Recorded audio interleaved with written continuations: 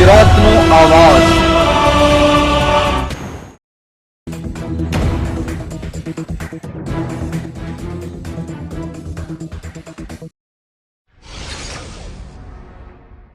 ધોરાજીના મોટી મારણ ગામના ખેતરમાં શોર્ટ સર્કિટને કારણે આગ લાગી લાખો રૂપિયાના ઘઉં બળીને ખાખ થયા।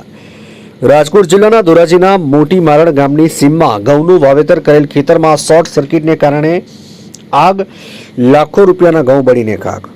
મુકેશભાઈ છગનભાઈ રાછડિયા મંજવડીના માર્ગે મારી જમીન આવેલી છે।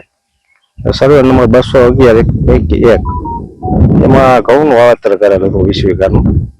એમાં મેં નિગમનું બિયારણ 880 વાળાનું લઈને 1200 રૂપિયાનું મણ લીધેલ છે અને પાછા એ લોકોને જ આપવાના છે।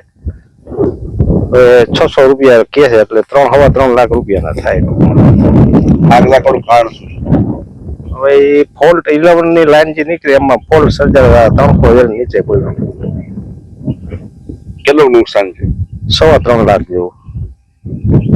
અધિકારીઓ આવી ગયા છે? અધિકારીઓ આવી ગયા છે, પછી ગામના લોકો બધે ભેગા થઈ ગયા, ઠારી નાખ્યું છે।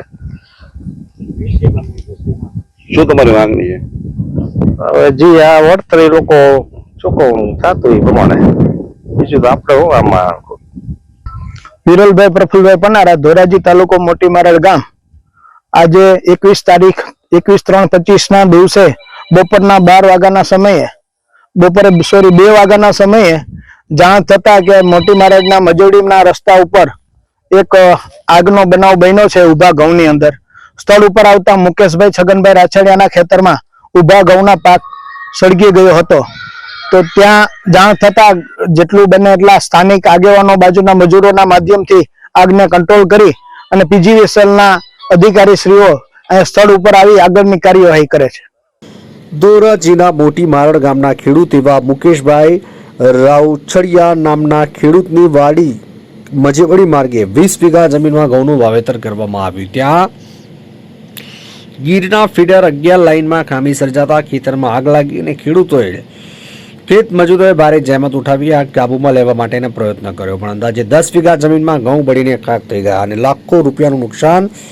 આગ લાગતા ખેડૂતને નુકસાન વેઠવું પડ્યું। ઘટનાની જાણ પીજીવીસીએલ તંત્રને કરવામાં આવતા અધિકારીઓ સ્થળની મુલાકાત કરીને ઘટનાનું પંચરોજ કામ કરી યોગ્ય ખેડૂતોને વળતર મળે તેવા પ્રયત્નો કર્યા હતા। ધોરાજીથી અલ્પેશ ત્રિવેદીનો રિપોર્ટ।